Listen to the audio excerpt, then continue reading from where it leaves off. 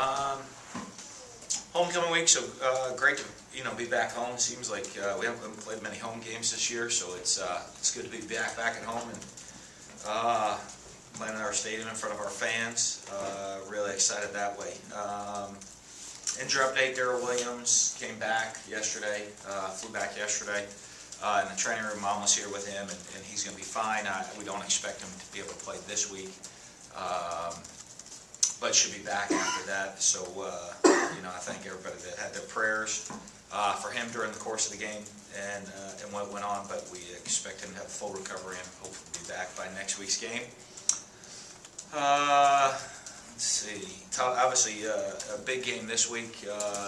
Playing an excellent football team. When you watch this team, Sanford 6-1 team, have a lot of blowout victories.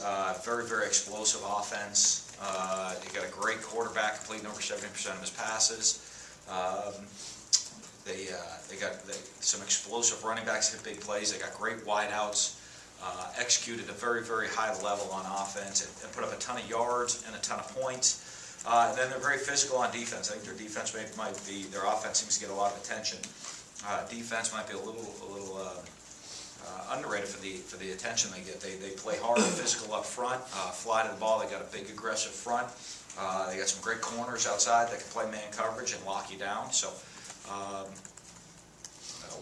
probably one of the best teams, FCS teams in the nation. Probably the best one we would have played in my time here.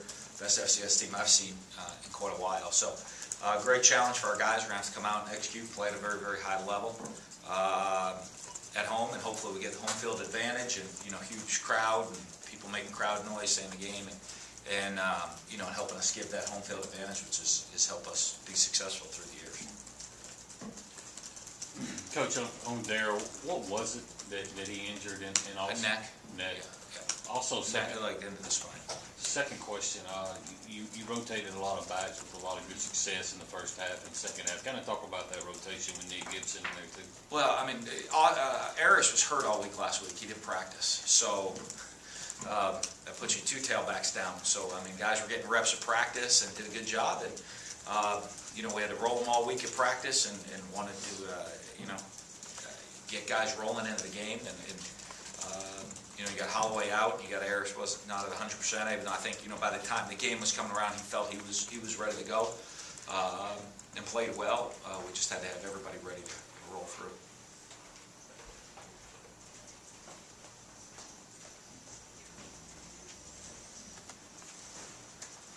With Darrell, what was the protocol? How many people stayed back, and when was it okay for him to fly back? Yeah, Thomas stayed back with him.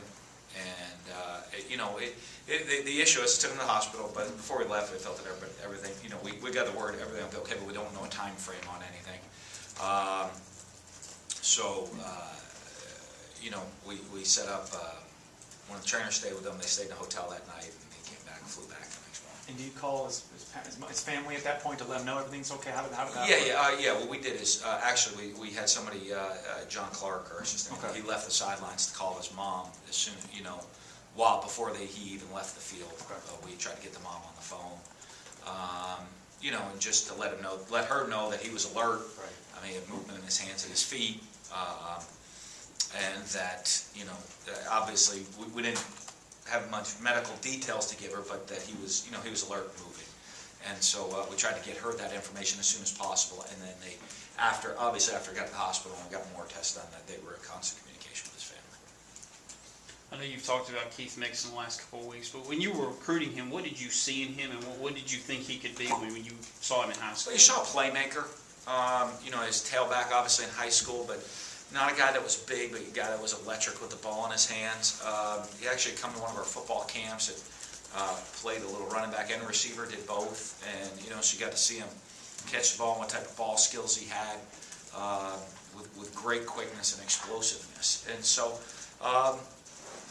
one of the things you look at is it's hard to teach a guy sometimes. Here's the ball, go do something special with it. You can teach a guy how to stalk and block, and how to run some routes and top end routes, and the technical aspect of things, of being in fundamentals of playing the receiver position. But it's hard to coach a guy to be electric with the ball in his hand. And so we saw that and thought, hey, he's a guy that A lot of ways similar to what Brandon Holloway, and Brandon Holloway came, we moved him to receiver, was in the return game early in his career, ended up settling, at tailback, because you don't know how he's going to adapt to it. I think Keith, though, has adapted really well to the receiver position.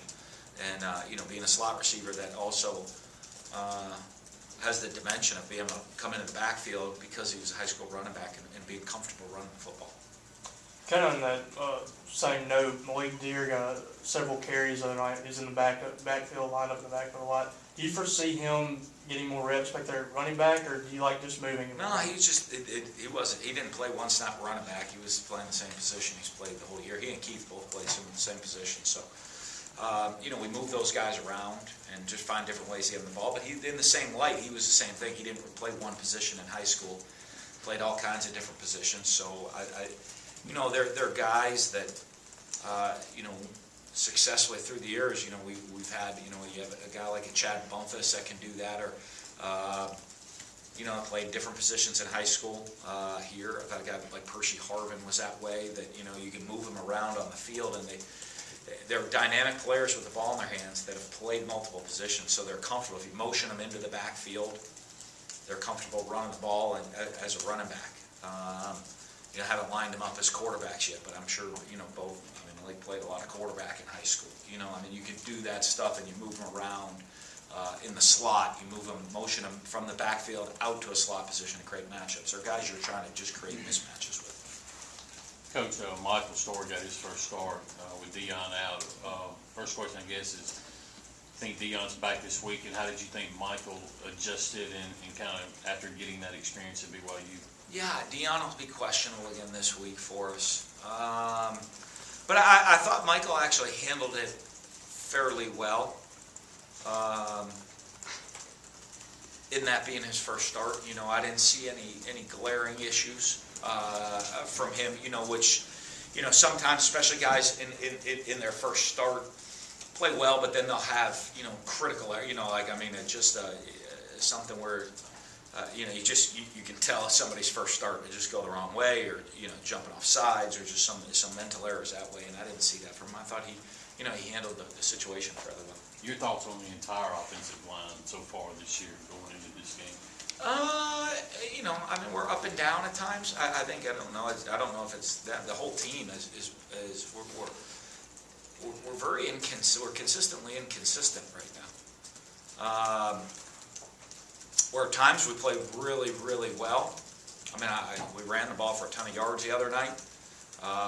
We're very, very run efficient in our, not just, because a lot of times, running for a lot of yards can be deceiving, where you have, 3 80-yard runs and then do nothing the rest of the night. We were very run efficient at times, and then at other times, when we weren't run efficient, offensively as a whole, we're fumbling the ball, kicking it backwards, we're going the wrong way, and just,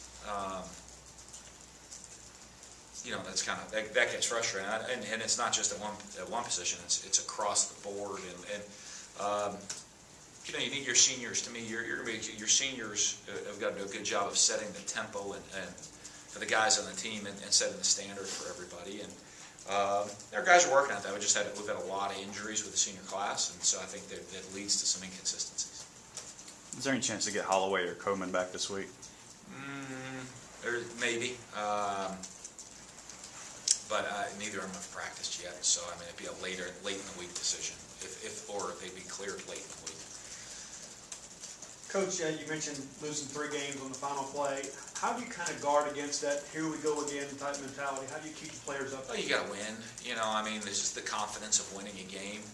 And it's because we found a way to lose plays on the last play of the game 3 different ways too. Different ways. So, it's not like, here we go again with just this situation. We've lost on the last play of the game in overtime. We've lost on the last play of the game with our offense on the field, and the last play of the game with our defense on the field. So we've managed to kind of cover it all. I've never been in a situation where in a single season I've lost 3 games on the final play, not just the final drive or the final possession, or on the final play of the game in one season. So You look at the numbers. I think in your leading in the second and third quarters in points overall this season, and or negative in the first and fourth quarters. What do you think lends to that, those numbers in the first and fourth quarters? Inconsistency, because if you go by game, there's games we've dominated a fourth quarter. You know, I mean, you say that, I think, you know, we have 21 points in the third quarter the other night. Just there's so many different inconsistent. How we started the game off offensively. You know, our first play we fumbled, so you're second and long. The second possession, the first play we fumble, you're second and long. The next possession, I think we get 2 straight penalties against us. You know, I mean, it just, and then at other times we're just, I mean, moving up and down the field at will.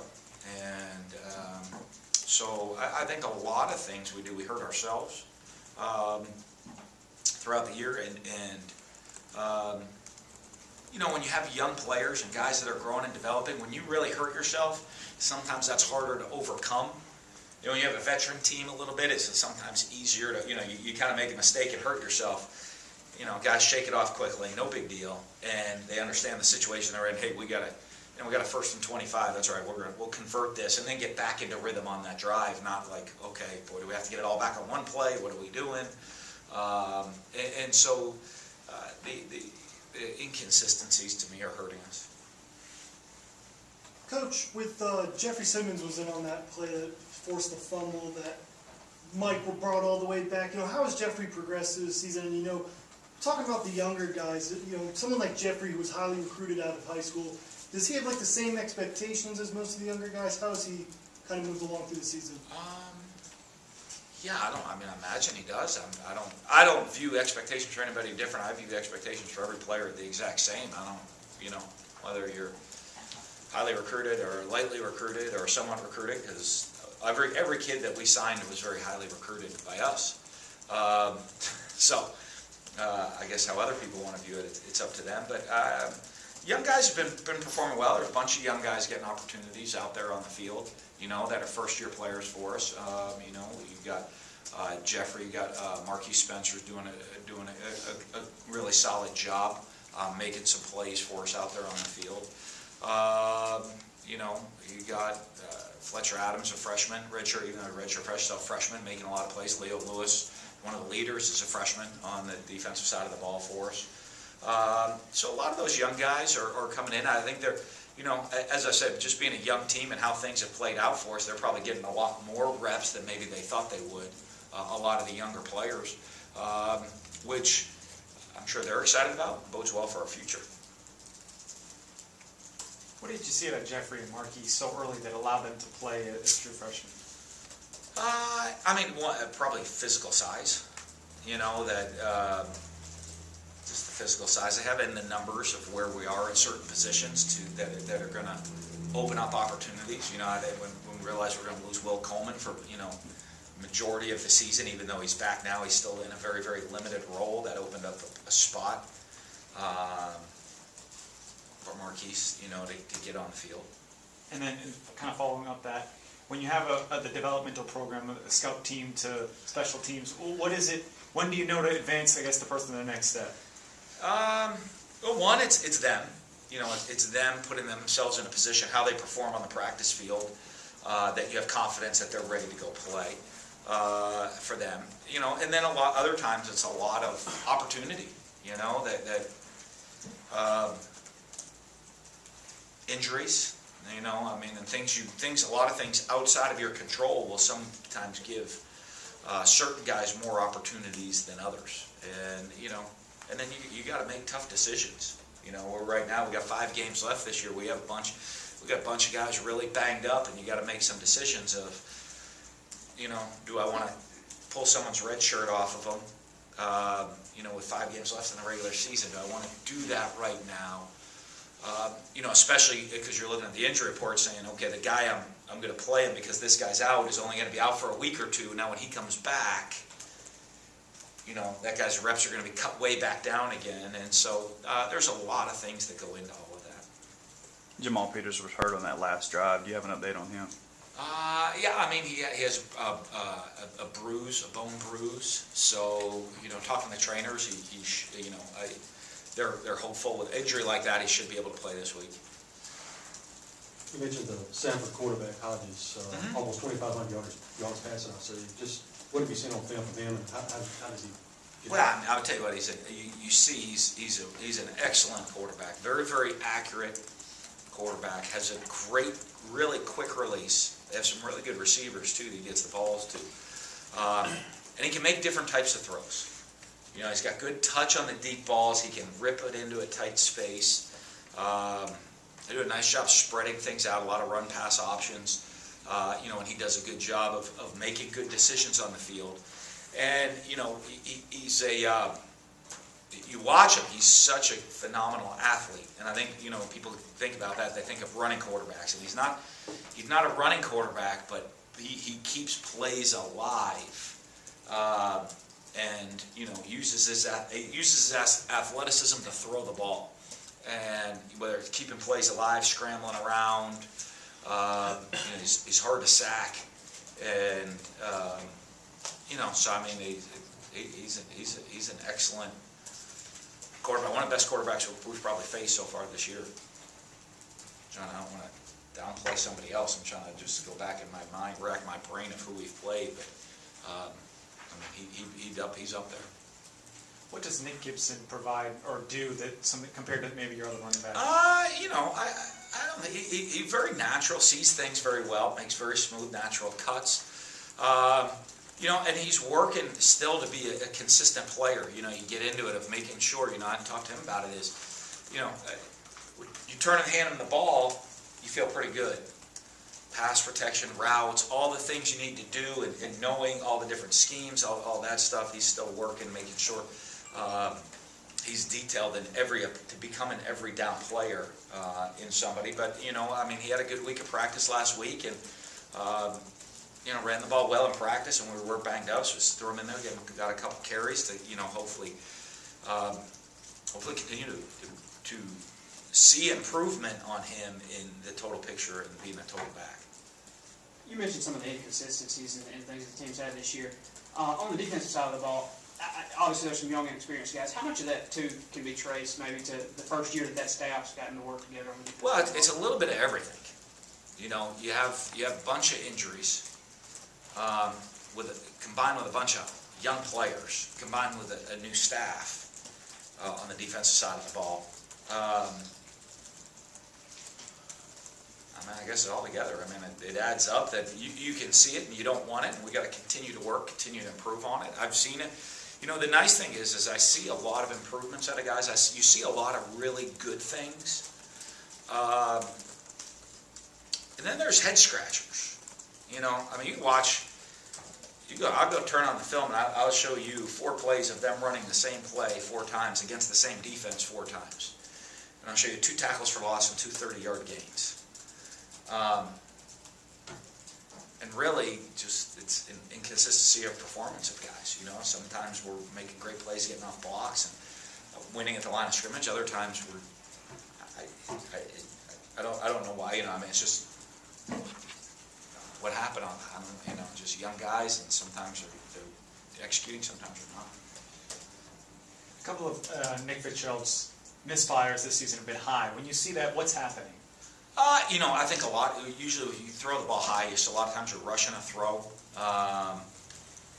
And, you know, and then there's a lot of different reasons that could happen. 1, protection, you're shifting in the pocket. 2, you're getting to a 3rd or 4th read in progression. You got there a little bit late. 3, receiver doesn't run the right depth of a route, and you're trying to get the ball out fast. So a lot of times what will happen, sailing a throw is you're trying to hurry up. You go to try to speed things up. You overstride on your step.